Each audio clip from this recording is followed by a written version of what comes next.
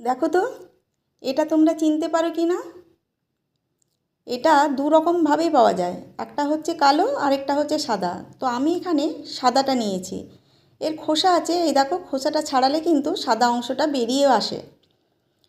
তো সে কথায় পরে আসছি, প্রথমে এটা আমাকে খোসাটা ছাড়াতে হবে। তার জন্য যেটা করব, আমি মিক্সিতে নিয়ে কয়েক সেকেন্ড একটু ঘুরিয়ে নেব, তাহলেই আমার খোসাটা ছেড়ে যাবে। তারপরে এটাকে পরিষ্কার করে নেব। পরিষ্কার করে নিয়ে দেখো চলে এসেছি। এবার এটার মধ্যে আমি একটু গরম জল ঢেলে দেব।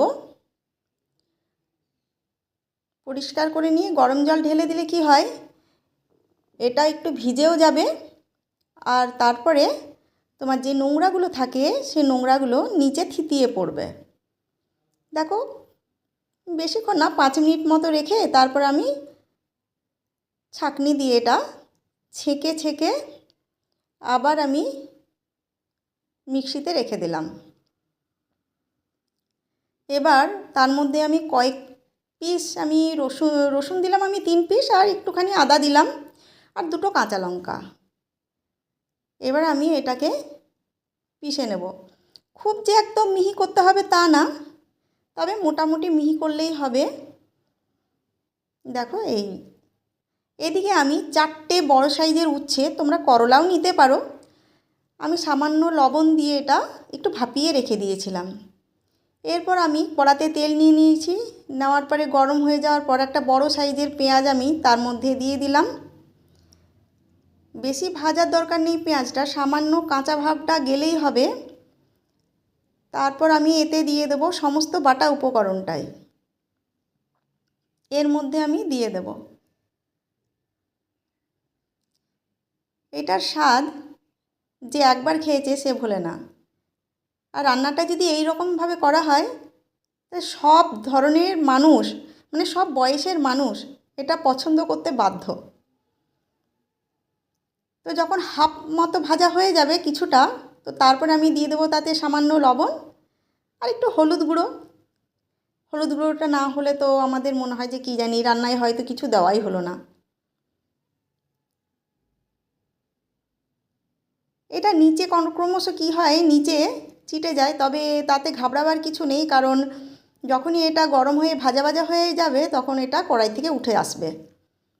ভালোভাবে নেড়ে নিলাম। এবার আমি দিয়ে দেবো একটা টমেটো কুচানো দিয়ে দিলাম। হ্যাঁ, টমেটোর বীজটা কিন্তু অবশ্যই বাদ দেবে। আর কাঁচা লঙ্কা, খানিকটা কাঁচা লঙ্কাও দিয়ে দিয়েছি, আমি 2টো কাঁচা লঙ্কা কুচানো দিয়ে দিয়েছি। যদি তোমরা ঝাল বেশি খেতে চাও তাহলে কাঁচা লঙ্কাটা এই অবস্থাতে তোমরা দিয়ে দিতে পারো।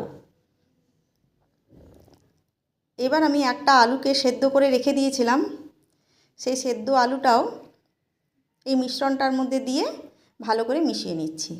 আর এদিকে আমি উচ্ছেগুলো আমি একটু ভাপিয়ে রেখেছিলাম, পেটগুলো আমি ভালো করে এইভাবে চিড়ে নিচ্ছি। ছুরি দিয়ে চিড়ে নিলাম। এতে তোমরা করলাও ব্যবহার করতে পারো, তবে আমি নিয়েছি উচ্ছে, এখন বড় সাইজের উচ্ছেটাও পাওয়া গেছে তাই জন্য নিয়ে নিয়েছি। এবার বীজগুলো, পেটের ভেতরে যা আছে বীজ, সমস্ত বীজ আমি বের করে ফেললাম। যেহেতু হালকা মতো এটা সেদ্ধ করে নিয়েছি উচ্ছেটা, তার জন্য তার তেতো ভাব খানিকটা হলেও কিন্তু কমে গেছে আমার। দেখো এইভাবে আমি প্রতিটা উচ্ছের পেট আমি পরিষ্কার করে দিয়েছি। এবার আমি কিছুই না, পেটের মধ্যে ঠুসে ঠুসে সমস্ত মিশ্রণটা আমি ভরে দেবো, মানে একটুও ফাঁকা রাখবো না। এই যা এইভাবে সব কটা উচ্ছেকে আমি ভরে দিলাম।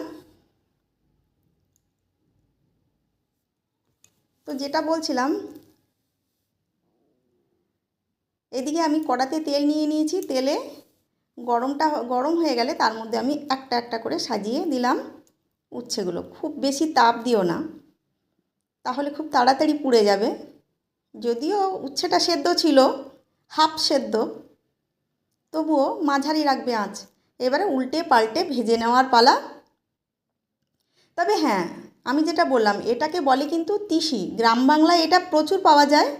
তো এখন আমাদের অনলাইনের যুগে এগুলো আমরা অনলাইনে অর্ডার করতে পারি।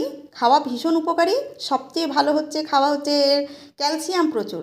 দেখো সব কটা উচ্ছেকে ভেজে নিলাম, ওপর থেকে চাট মশলা ছড়িয়ে দিলেই আমার রেডি হয়ে যাবে। আর খেতে গরম ভাতের সঙ্গে একবার খেয়ে তারপরে বলবে কী রকম স্বাদের হয়েছে, কেউ ভুলতে পারবে না। তাহলে আসছি আজকের মতো, নমস্কার।